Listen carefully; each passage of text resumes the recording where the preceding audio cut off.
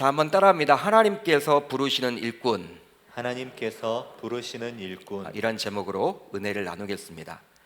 오늘부터 살펴보게 될 사무엘상 3장부터는 사무엘의 아버지인 엘가나와 사무엘의 어머니인 한나가 기록되어 있지 않아요. 이제 엘가나와 한나의 기록은요, 2장까지는 나오는데 3장부터는 나오지 않습니다. 즉 이제 본격적으로 사무엘이 역사의 무대에 등장한다고 해야 할까요? 그렇지만 사무엘이 본격적으로 등장했던 당시에 영적인 상태는 굉장히 암울했어요. 굉장히 어두웠습니다. 바로 다음의 구절을 통해서 확인이 가능하죠. 아이 사무엘이 엘리 앞에서 여호와를 섬길 때에는 여호와의 말씀이 희귀하여 이상이 흔히 보이지 않았더라. 여러분, 이 본문에 나와 있는, 이 구절에 나와 있는 희귀했다라는 말은 전혀 없었다라는 것이 아니라 하나님의 말씀을 찾아보기 힘들 정도로 아주 귀했다라는 거예요. 그런 의미입니다. 쉽게 말하면 말씀 자체가 희귀했다라는 말이 아니라 진정한 복음을 듣는 것이 굉장히 드문 상황이었다라는 것이죠. 그러게 자연스럽게 일상조차 흔히 볼 수 없는 시대였던 거예요. 그 시대가 바로 그리했습니다. 실제로 구약 성경을 보게 되면 아모스 선지자가 살던 시대에도 사무엘이 활동하던 시작한 시대와 비슷한 것 같아요. 바로 아모스 8장 11절로 12절을 보면 이렇게 기록이 되어 있죠. 주 여호와의 말씀이니라. 보라, 날이 이를지라 내가 기근을 땅에 보내리니 양식이 없어 주림이 아니며 물이 없어 가람이 아니요 여호와의 말씀을 듣지 못한 기갈이라. 사람이 이 바다에서 저 바다까지 북쪽에서 동쪽까지 비틀거리며 여호와의 말씀을 구하려고 돌아다녀도 얻지 못하리니. 아모스 시대가 바로 그리했다라는 거예요. 당시 주림과 가람은 양식과 물이 없어서가 아니라 하나님의 바른 말씀을 들을 수 없어서 생긴 기갈이었습니다. 그러니까 먹고 사는 것 때문에 이렇게 주림과 가람이 아니라는 것이죠. 온전한 하나님의 말씀을 들을 수 없었던 기갈이었다라는 거예요. 그러기에 여호와의 말씀을 듣지 못해 기근을 겪은 사람이 당시에 이 바다에서 저 바다까지 북에서 동까지 비틀거리며 여호와의 말씀을 구하려고 몸부림치며 돌아다녀도 결코 말씀을 들을 수 없었던 시대가 바로 그 아모스 시대였어요. 그렇습니다. 실제로 하나님께서는 자신의 백성들이 죄를 짓게 되면 종종 자신의 얼굴을 그들에게서 숨기시고 말씀의 계시를 끊을 때가 있습니다. 여러분, 하나님의 말씀이 들리지 않는 시대는요, 무엇이냐면 하나님의 말씀이 자꾸 들리지 않는다. 여러분, 자신을 한번 점검해 보셔야 돼요.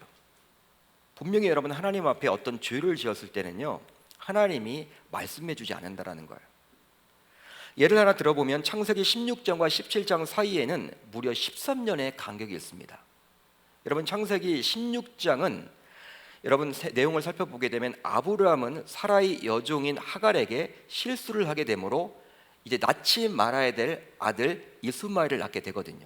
그런 내용이 바로 창세기 16장에 기록이 되어 있습니다. 그런데 창세기 16장 16절을 보게 되면요, 그때 아브라함의 나이가 몇 세라고 기록이 되어 있냐면 86세. 86세라고 분명히 기록이 되어 있어요. 즉 하나님의 약속을 기다리지 못해서 자신의 마음대로 후사를 가진 아브라함에게 하나님께서는 더 이상 말씀하지 않기 시작한 것이죠.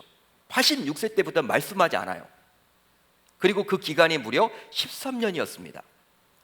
여러분 17장 1절을 보면요, 어떻게 시작을 하냐면 아브라함이 99세가 되었다라고부터 시작을 해요. 그러니까 86세에서 여러분 맞춰졌어요. 16장은. 그리고 17장 1절은 99세가 되었다. 13년은 건너뛴 거예요. 하나님이 말씀하시지 않는 것이죠. 이제 99세가 되었을 때 아브라함이 하나님은 자신을 전능한 하나님이라고 밝히며 아브라함에게 나타나 친히 할례 언약을 맺게 되죠.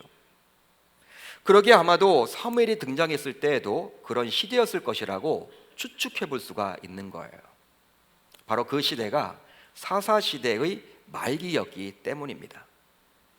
그런데 여러분, 더 심각한 문제가 있습니다. 바로 무엇이냐? 바로 당시 사람들이 그런 영적인 위기임을 전혀 인식하지 못했다라는 거예요. 쉽게 말하면 하나님이 싫어하시는 죄로 인해서 하나님의 말씀이 온전히 전해지지 못한 상황임에도 불구하고 이것을 영적으로 깨닫지 못했다는 데 더 큰 문제가 있는 거예요. 이것을 잘 표현해 주는 구절이 바로 다음의 말씀이죠. 엘리의 눈이 점점 어두워가서 잘 보지 못하는 그때에 그가 자기 처소에 누웠고, 엘리는 그 당시에 누구였습니까? 어떤 직분을 가지고 있었습니까? 어떤 직책을 가지고 있었습니까? 대제사장이었어요. 대제사장이면요, 어느 누구보다도 영안이 열려 있어야 되겠죠. 영적인 사람이어야 하겠죠. 그런데 여러분, 대제사장인 그부터 점점 어두워져 갔다라는 거예요. 어두워져 갔다라는 거예요. 그건 바로 그 시대를 표현해 주는 것이죠.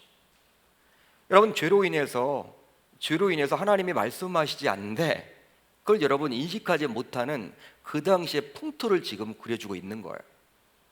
여러분, 엘리 제사장의 눈이 점점 어두워지고 있었는데요, 물론 이것의 1차적인 의미는 육체적으로 노안이 오게 되었다는 의미일 수도 있습니다. 우리가 여러분 그냥 성경을 읽어볼 때, 야, 눈이 점점 어두워졌다, 그래, 나이가 많아지니까 이제 노안이 왔겠지, 그렇게 여러분 생각할 수도 있겠죠. 그렇지만 성경에서 눈이 어두워진다라는 의미는 영안이 깨어있지 못하고 어두워짐으로 영적으로 분별하지 못하게 되었다는 의미가 굉장히 강하다는 거예요.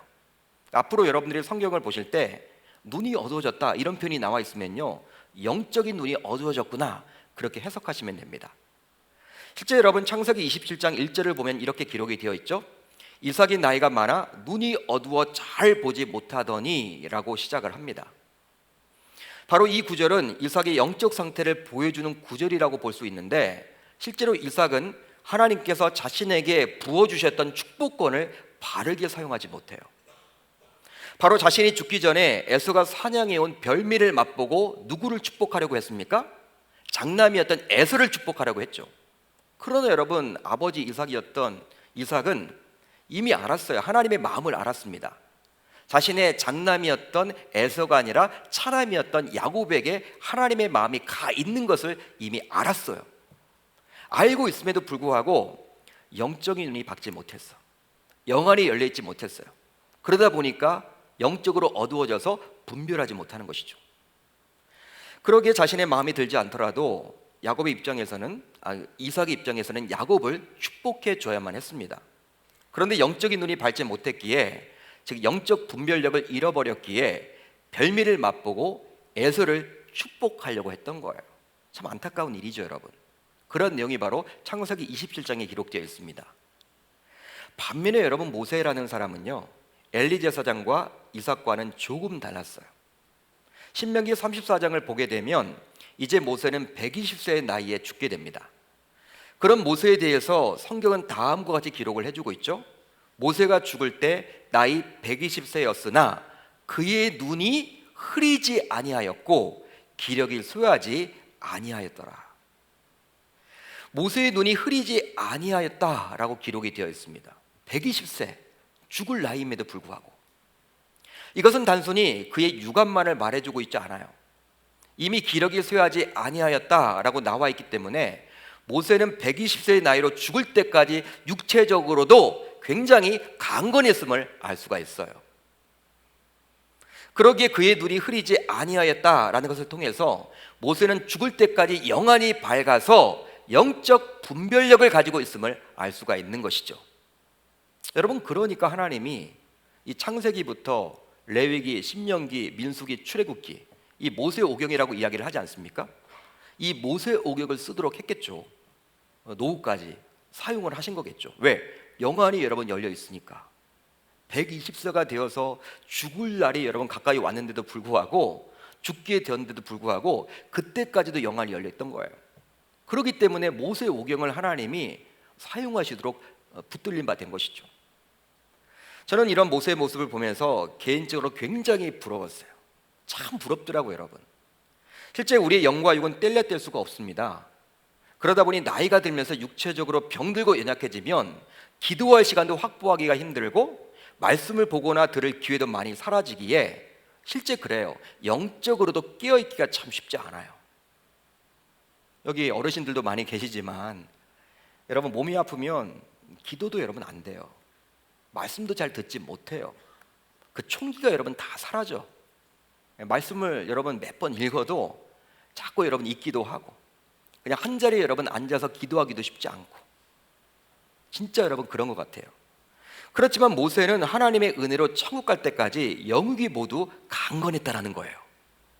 그러기에 우리들도 이런 모세와 같이 하나님의 부르심을 받는 그 순간까지 영육 모두 강건할 수 있도록 하나님께 은혜를 베풀어 달라고 간절히 기도해야 할 줄 믿습니다. 이렇게 영적으로 암울한 시대였지만 하나님께서는 한 사람을 부르셔서 일을 하세요. 그 사람이 누구입니까?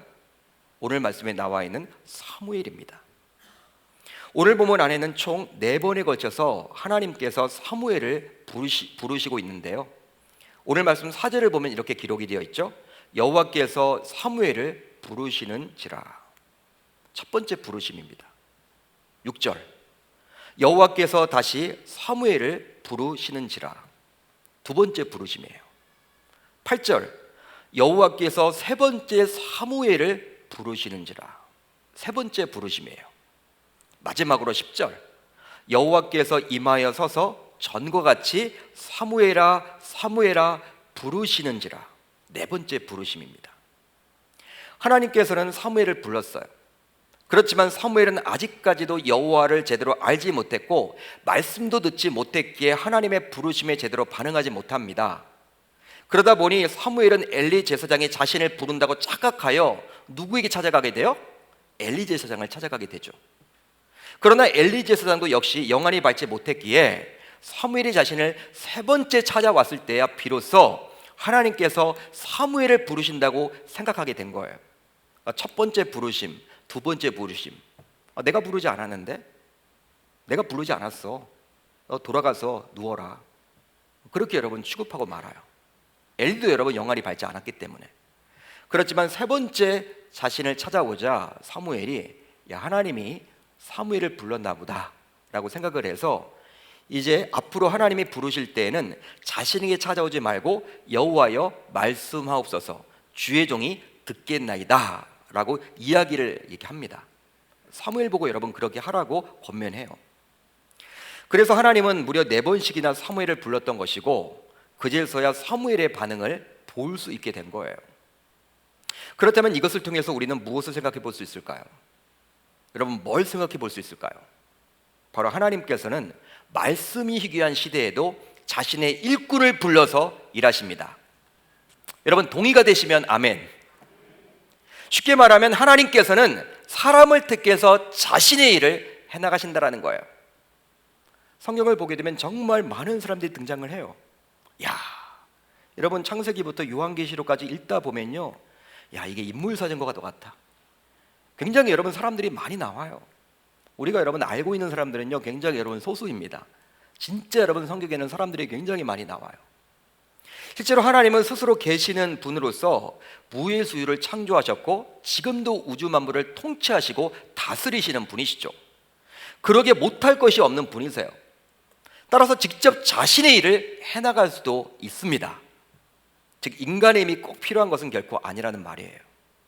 여러분 하나님이 우리를 동역자로 불러주신 것은요, 우리가 여러분들 우리의 힘이 필요해서가 아니라 그냥 하나님의 은혜로 우리를 불러주신 거예요.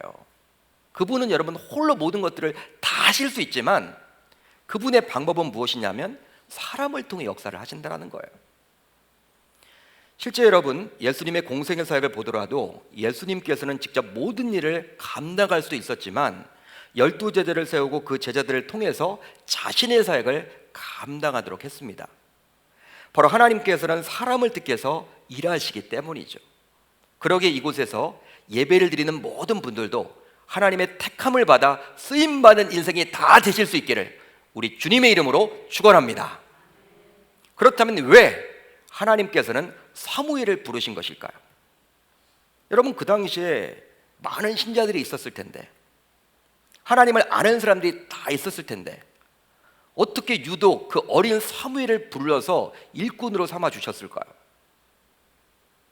이 시간은 그 이유에 대해서 한번 살펴보겠습니다. 우선 사무엘이 말씀을 즐거워했기 때문입니다. 한번 따라합니다. 사무엘이 사무엘이 말씀을 말씀을 즐거워했기 때문입니다. 즐거워했기 때문입니다. 이것 때문에 하나님이 쓰신 거예요. 오늘 본문 2절 3절을 같이 봅니다. 같이 읽습니다. 시작. 엘리야의 눈이 점점 어두워가서 잘 보지 못하는 그때에 그가 자기 처소에 누웠고 하나님의 등불은 아직 꺼지지 아니하였으며 사무엘은 하나님의 궤에 있는 여호와의 전 안에 누웠더니. 아멘. 여러분, 엘리도 누웠고 사무엘도 누웠어요. 엘리도 누웠고 사무엘도 누웠죠. 그렇게 기록을 합니다. 그런데 엘리가 누운 곳은 어디였습니까? 자기 처소였고 사무엘은 어디에 지금 누워 있어요? 여호와의 전 안에 누워 있다라는 거예요. 그런데 3절에서 주목해서 봐야만 하는 구절이 있으니 바로 하나님의 등불은 아직 꺼지지 아니했다라는 거예요. 여러분, 이 부분을 우리가 놓쳐서는 안 돼요. 여러분, 이것이 무슨 말이냐? 하나님의 등불은 아직 꺼지지 아니했다. 여러분, 이것을 제대로 이해하기 위해서는 레위기 24장 안으로 들어가야 합니다. 우리가 성경을 읽다가 해석이 잘 안 되는 부분들은요, 성경 안에서 답을 찾아야 돼요. 레위기 24장 2절 3절을 보면 이렇게 나와 있죠. 우리 같이 읽습니다. 시작. 이스라엘 자손에게 명령하여 불을 켜기 위하여 감람을 찧어낸 순결한 기름을 내게로 가져오게 하여 계속해서 등잔불을 켜 둘지며 아론은 회막안 증거궤 회장 및 밖서 저녁부터 아침까지 여호와 앞에 항상 등잔불을 정리할지니 이는 너희 대대로 지킬 영원한 규례라. 이는 너희 대대로 지킬 영원한 규례라. 하나님의 백성이라면 반드시 지켜야만 하는 규례예요. 율법이죠. 말씀이죠. 여호와의 전에 계속 등잔불을 켜두어야 했는데 매일 저녁 그날 밤을 밝힐 만큼의 기름만 채웠습니다. 따라서 제사장은 휘장 밖을 지키고 있다가 불이 꺼지지 않도록 항상 등잔불을 정리해야만 했던 거예요. 여러분, 그것이 누구의 책무예요? 제사장의 책무입니다. 레위기 말씀을 아까 보면 아론에게 그 일을 맡겼죠. 아론에게. 여러분, 아론의 후손이 이 제사장이 되잖아요. 네. 그렇기 때문에 이 제사장이 그 역할을 감당해야만 했어요. 따라서 사무엘이 누워 있어야 할 곳에는 이미 장성하여 제사장 직분을 가지고 있었던 엘리의 두 아들인 홈니와 비느하스가 있어야만 했던 거예요. 그러나 그들은 자신들이 감당해야 될 제사장 책무를 더 이상 감당하지 않습니다. 감당하지 않습니다. 어디가 있을까요? 아마도 여러분 회막문에서 수종드는 여인들과 동침하고 있겠죠. 율법에 나온 대로 그들은 그곳을 지켜야만 했지만 그곳에 없었어요. 직무를 유기하고 있는 거예요. 반면에 아직 어린 사무엘이 그곳에서 그 역할을 감당합니다. 아직 제사장도 아닌데. 지금 하나님의 말씀이 희귀하여 이상이 보이지 않던 시대인 그때, 쉽게 말하면 사람들이 이런 이야기를 하겠죠. 야, 교회는 더 이상 소망이 없어. 교회 손가락질을 막 해요. 교인들은 다 썩어 빠졌어. 너무 이기적이고 위선적이야. 막 교회 다니기가 여러분 부끄러운 그 시대였어, 그 당시. 이렇게 말하는 분위기 속에서도 사무엘은 하나님의 등불이 꺼지지 않도록 지키고 있었습니다. 그렇습니다. 말씀이 희귀하여 영적인 암흑시대라 할 수 있었던 그 시대에도 영적으로 깨어 있었던 한 사람, 즉 사무엘이 있었던 거예요. 할렐루야. 아마도 사무엘은 낮에는 엘리를 도와서 성수일에 충성봉사를 했을 거예요. 그리고 저녁에는 하나님의 궤가 있는 여호와의 전에 머물렀을 것입니다. 여러분, 여호와의 전이 왜 중요해요? 왜 중요합니까? 여러분, 하나님의 궤가 있었다라고 나와 있잖아요. 하나님의 궤가 있는 여호와의 전에 사무엘이 누웠다라고 나와 있잖아요. 분명히 개인적인 자기 처소가 있었겠지만 사무엘은 하나님의 궤가 있었던 여호와의 전에 머물기를 즐겨했다라는 거예요. 여러분, 하나님의 궤는 바로 언약궤와 법궤로 할 수 있습니다. 그러기에 하나님의 임재를 상징하는 것이죠. 그러기에 사무엘이 하나님의 궤가 있었던 여호와의 전에 머물기를 즐겨하는 이면에는 하나님과 함께하고 싶고 하나님과 동행하고 싶은 것이라 볼 수 있는 거예요. 그런 마음을 가진 거예요. 그런데 이것은 하나님으로부터 말씀 듣기를 즐겨했다고 여길 수 있습니다. 이게 어떤 의미냐? 하나님은 말씀으로 임재하시고 말씀으로 우리와 동행해 주시기 때문에 여러분 말씀을 즐겨 한 것이죠.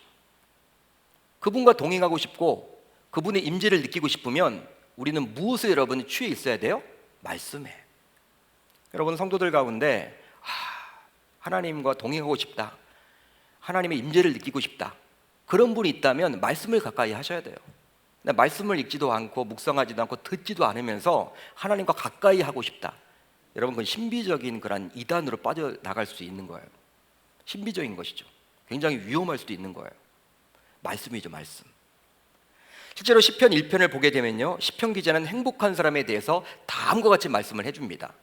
복 있는 사람은 악인들의 꾀를 따르지 아니하며 주인들의 길에 서지 아니하며 오만한 자들의 자리에 앉지 아니하고 오직 여호와의 율법을 즐거워하여 그의 율법을 주야로 어떻게 한다? 묵상하는도다. 아멘. 바로 행복한 사람은 여호와의 율법을 즐거워하여 그 율법을 주야로 묵상하는 자입니다. 여러분, 이 구절에 나와 있는 묵상하다라는 단어는요, 어떤 의미가 있을까요? 히브리어로 하가라는 단어를 씁니다. 하가. 하와가 아니라 하가. 그런데 이 하가라는 단어는 계속해서 중얼거리는 것을 이야기하는 거예요. 입에서 되뇌이는 것을 이야기하는 거예요. 실제로 여호와의 율법은 어떤 상징이나 그림 따위가 아니라 읽을 수 있는 글로 되어 있죠. 따라서 그거를 읽고 암송할 수가 있습니다. 그것도 지속적으로 입으로 되뇌면서 말이죠. 실제로 우리가 잘 모르는 영어 단어를 외울 때, 여러분들이 공부하실 때 다 기억하실 거예요. 어떤 영어 단어를 외울 때 여러분 어떻게 외우는 것이 효율적일까요? 효과적일까요? 영어 단어를 여러분 외워야 된다.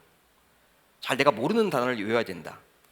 다양한 방법이 있겠지만 이렇게 전문가들이 이야기를 들어보면요, 입으로 여러분 중얼중얼 해야 된다는 거예요.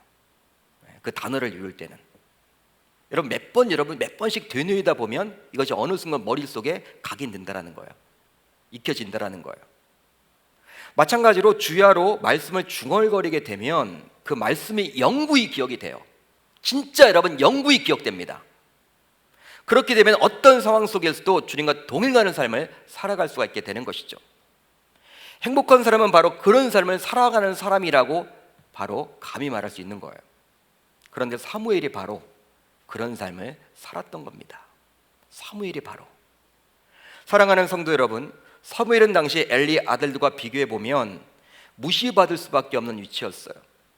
우선 사무엘은 대제사장의 아들도 아니었고 나실인으로서 성전에서 봉사하고 하찮은 일을 할 뿐이었죠. 여러분, 엘리의 두 아들은요, 아버지가 엘리잖아, 대제사장이잖아. 그걸 물려받았잖아요. 제사장이 되었잖아요. 그러니까 사무엘은 그렇지 못해요. 요즘 같으면 사무엘은 금수저 출신인 엘리의 두 아들에 비교해서 흙수저 출신이라고 감히 말할 수 있을 거예요. 그렇지만 그는 하나님의 전에서 하나님의 말씀을 즐거워함으로 하나님과 동행하기를 즐기했습니다. 그런 삶을 살았기에 우리 주님께서는 그를 그 시대 많은 사람들 가운데 그를 유독 불러서 자신의 일꾼으로 삼아주신 것이죠. 그것도 4번씩이나 불러서. 끈질긴 하나님이시죠. 참고 인내하시는 하나님이시죠. 여러분, 4번씩이나 불렀다라는 것은요, 하나님이 쓰겠다라는 거예요. 쓰겠다라는 거. 기다려주는 거예요. 따라서 우리들도 그 시대와 마찬가지로 영적으로 굉장히 어두운 시대를 살아가고 있지만 결코 사무엘처럼 하나님의 전을 떠나서는 아니 될 줄 믿습니다. 즉 어떤 상황에서도 교회 중심의 삶을 놓쳐서는 아니 되는 거예요. 오히려 사무엘처럼 하나님의 말씀을 즐거워하는 삶을 살아가므로 우리 주님으로부터 부르심을 받는 큰 일꾼이 모두 다 되실 수 있기를 우리 주님의 이름으로 축원합니다.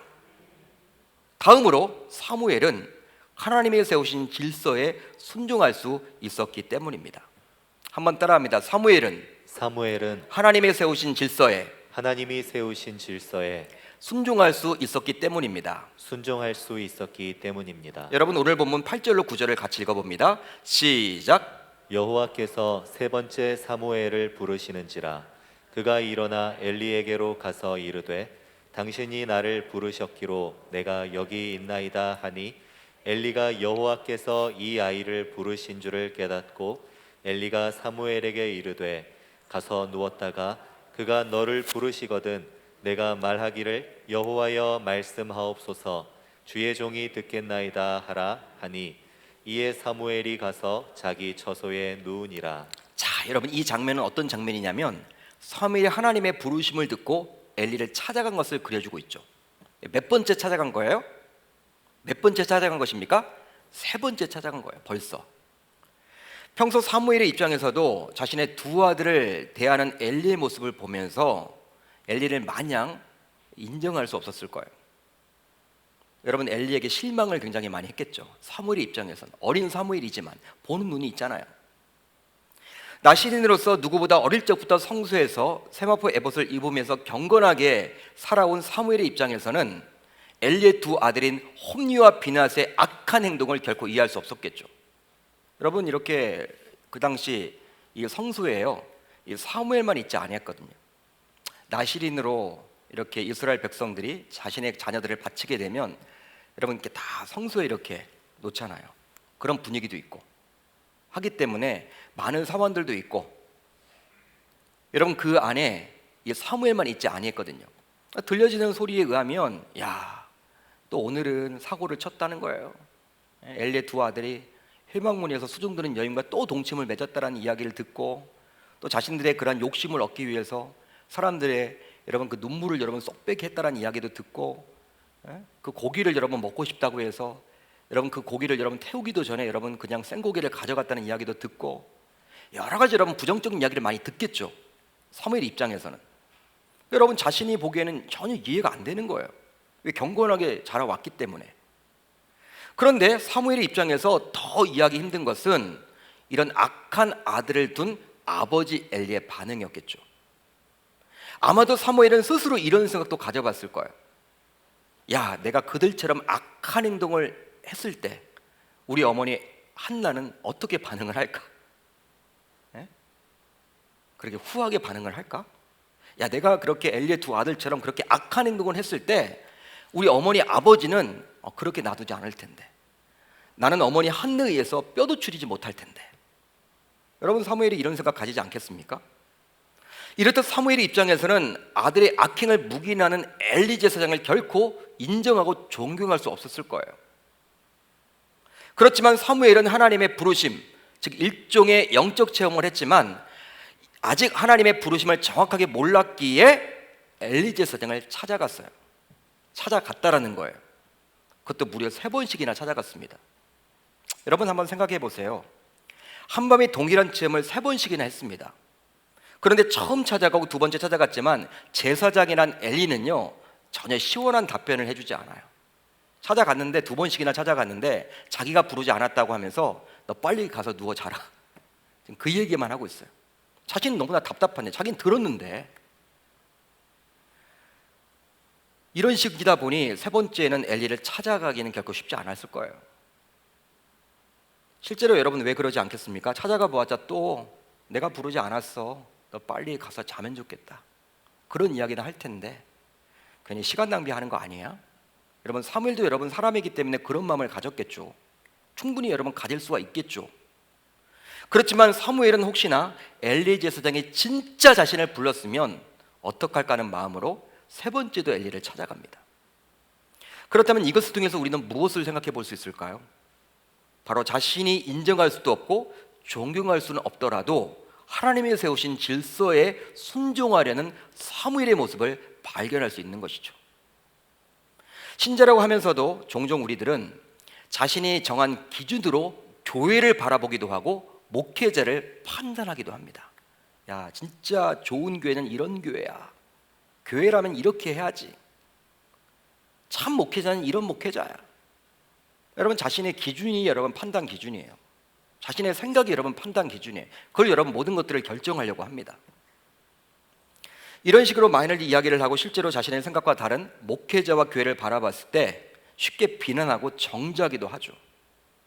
요즘에 여러분 코로나로 인해서 막 주변에서 여러분 막 속상합니다. 여러분 속상해요.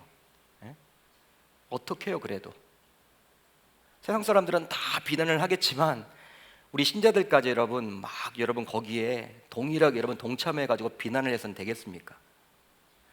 또 자신은 신앙생활을 하고 있다고 하면서도 기성교회를 무조건 배척하면서 등록도 하지 않고 출석도 않으면서 나름대로 신앙생활을 잘하고 있다고 여기는 소위 가난한 신자들이 점점 늘어가고 있는 추세예요. 좀 코로나 상황이 끝나게 되면 이 가난 신자가 굉장히 많아질 것 같아요. 예. 처음에는 영상 예배를 드렸다가 영상 예배조차도 이제 드리지 않는 분들이 점점 늘어가고 있는 추세예요. 한국 교회 전반적으로 그렇습니다. 어떤 의미에서 이런 가난한 신자는 자신의 판단 기준으로 신앙생활을 한다 할 수 있겠죠.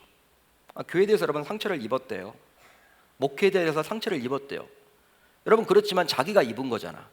그것 때문에 여러분 전체 교회를 바라볼 때 그렇게 싸잡아 여러분 볼 필요는 없는데 모든 교회는 다 똑같다고 생각을 하는 것이죠. 상처를 받더라도 다른 교회라도 가셔야 되는데 안 간단 말이에요.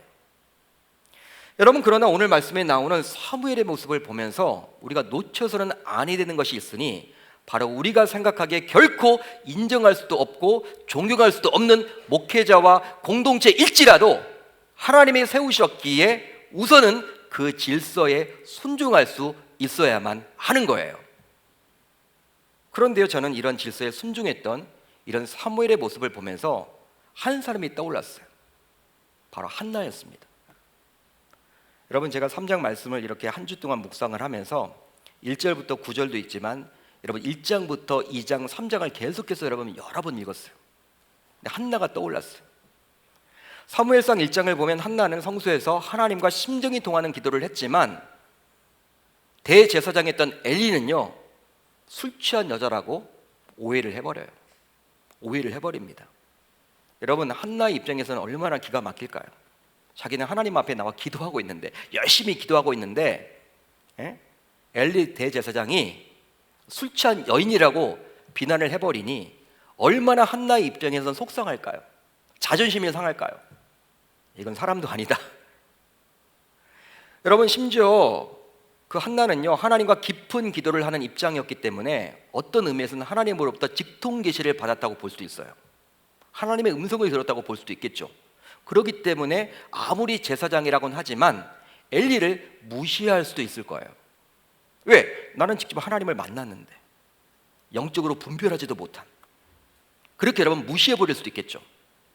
실제 우리들 주변에서도 기도를 많이 하다가 어느 순간 하나님으로부터 직접 음성을 듣거나 하게 되면요 그때부터 굉장히 영적으로 교만하게 되어서 담임 목사의 말도 듣지 않으려고 하는 분들도 있어요. 제가 이전교에서 봤어요.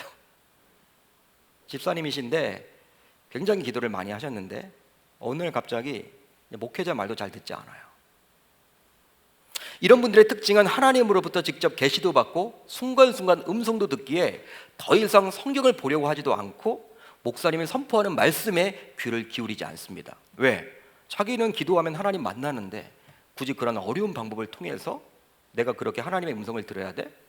성경 말씀 읽어도 어떤 이야기인지도 제대로 모르겠고 나는 기도하면 무조건 하나님의 음성을 듣는데 영적으로 교만이죠. 그런데 여러분 충분히 한나도 그럴 수 있는 형편이지 않았습니까? 직통 계시를 받았으니까, 직접 음성을 들었으니까, 심적인 통화를 기도를 했으니까 하나님의 마음을 알았잖아요.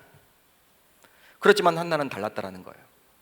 오히려 하나님이 세우신 질서와 권위에 순종하여 다음과 같이 엘리에게 말하게 됩니다. 당신의 여종이 당신께 은혜 입기를 원하나이다 하고 가서 먹고 얼굴에 다시는 근심빛이 없더라. 아멘. 영적으로 분별하지 못함으로 한나 자신에게 오히려 술 취했다고 비난을 쏟아부었던 엘리 제사장에게 한나는 오히려 공손히 대하고 있습니다. 심지어는 어떻게 이야기를 해요? 당신의 여종이라고 표현을 해요. 당신의 여종, 엘리의 여종이 되는 거예요. 자신을 낮추는 것이죠. 이런 한나의 신앙적인 성품이 결국 아들 사무엘에게 고스란히 전달되었습니다. 저는 여러분 사무엘의 이런 모습을 보면서 여러분 한나의 여러분 참 그런 모습이 보이는 거예요. 어떻게 이렇게 닮았을까? 사랑하는 성도 여러분, 어느 날 갑자기 사무엘이 이스라엘 역사의 전면에 나타난 것은 결코 아니죠. 특별히 별로 추천하고 싶지 않았던 엘리 제사장 밑에서 그는 신앙훈련을 받게 되었습니다. 그렇지만 그는 그런 환경 속에서도 하나님께서 베풀어 주신 그 은혜 속에서 점점 자라났어요. 오히려 그런 악한 환경 속에 물들지 않고 이겨낼 수 있었던 것이죠. 우리들은 형편을 탓하고 환경을 탓하지만 그게 아니었다라는 거예요. 사무엘은. 따라서 이 예배를 드리는 우리들은 사무엘과 같이 우선적으로 쓰임받기 위해서라도 하나님께서 세우신 질서만큼은 인정할 수 있어야 할 줄 믿습니다. 그러기에 교회 공동체를 바라보면서도 또 교회 그 자체에 있는 성도들을 대할 때에도 앞으로 내 생각과 내 기준이 아니라 우리 주님의 눈을 가지고 바라볼 수 있기를 우리 주님의 이름으로 축원합니다. 그러니까 여러분, 우리가 신앙생활을 할 때는요, 내 생각을 여러분 지워버려야 돼요. 내 생각을 지워버려야 돼요. 내 생각과 여러분 내 처지가 기준이 되어서는 안 돼요. 어떤 판단을 할 때, 어떤 결정을 내릴 때 하나님의 말씀이 여러분 기준이 되어야 돼요. 그리고 하나님이 정말 이것을 원하신다 하면요, 내 생각과는 좀 달라도 자기가 여러분 양보할 수 있어야 되는 거예요. 사무엘이 그런 훈련을 받았어요. 인정하기 싫지. 이게 무슨 영적인 지도자야. 어떻게 자신의 아들에게는 그렇게 순한 양이 돼. 우리 엄마 같으면 아마 종아리를 여러분 몇 번이나 여러분 회초리를 들면서 때렸을 텐데 그런 것도 하지도 않으면서. 여러분, 이 어린 아이지만 다 보는 게 있잖아요. 여러분, 그 리더십을 인정하기 싫겠죠. 그렇지만 리더십을 철저하게 순종하고 인정해 줬다란 말이에요. 왜? 하나님이 세우신 질서이기 때문에. 이제 말씀을 정리하겠습니다. 우리들도 어떤 사역을 해나갈 때 코드가 맞는 분들과 하고 싶어요. 코드가 맞는 분들과 하고 싶어 합니다. 왜냐하면 자신과는 전혀 맞지 않고 또 하기 싫은 사람, 불평하는 사람과는 일하기가 쉽지 않기 때문이죠. 그냥 나와 잘 맞지 않아도 교제는 할 수 있어요. 여러분, 교제는 할 수 있습니다. 나랑 잘 맞지 않아도, 코드가 맞지 않아도, 좀 이상한 성격을 가져 있어도 교제는 가능해. 그렇지만 사역을 같이 하기는 쉽지 않아요. 왜? 일이 되지 않기 때문에. 마찬가지로 하나님께서 구원시켜 주신 것과 자신의 사역을 위한 일꾼으로 부르신 것은 차원이 다른 문제라는 사실입니다. 여러분, 하나님의 부르심을 받는다는 것은요, 굉장히 여러분 소수예요. 극소수입니다. 여러 구원받은 사람들 가운데 하나님이 뽑아서 쓰신다라는 거예요. 그러게 하나님께서 자신의 사역을 위해서 아무나 부르지는 않겠죠. 바로 사무엘처럼 말씀을 즐거워하며 하나님이 세우신 질서에 순종할 수 있어야만 합니다. 그런 사람만이 소위 하나님과 코드가 맞기에 하나님께서는 불러서 일꾼으로 삼아 주십니다. 할렐루야, 할렐루야. 여러분, 그냥 여러분들은 구원받은 인생으로서 만족하며 살아가겠습니까? 야, 나는 오늘 밤 죽어도 천국에 가니까 난 이것으로 만족하겠다, 그렇게 여러분 여기십니까? 아니면 오늘 말씀에 나오는 사무엘처럼 남은 여생 동안 주님의 일꾼으로서 멋지게 쓰임받기를 기대하십니까? 여러분, 전자입니까? 후자입니까? 다들 여러분 후자라고 생각을 하실 거예요. 말은 하지 않지만. 내가 언제 죽을지 모르지만 나에게 여러분 생이 1년 남았다, 아니 1개월 남았다, 1개월 남았더라도, 아니 1년 남았더라도 정말 하나님 앞에 정말 쓰임받았다가 멋지게 하나님 앞에 가면 좋겠다, 다 그런 마음을 가질 거예요. 그냥 구원받은 것에 만족하면서 그런 신앙이 아니라. 그렇다면 오늘부터 우리들도 사무엘처럼 말씀을 즐거워하며 하나님의 세우신 질서에 순종해야 할 줄 우리 주님의 이름으로 축원합니다. 축원합니다.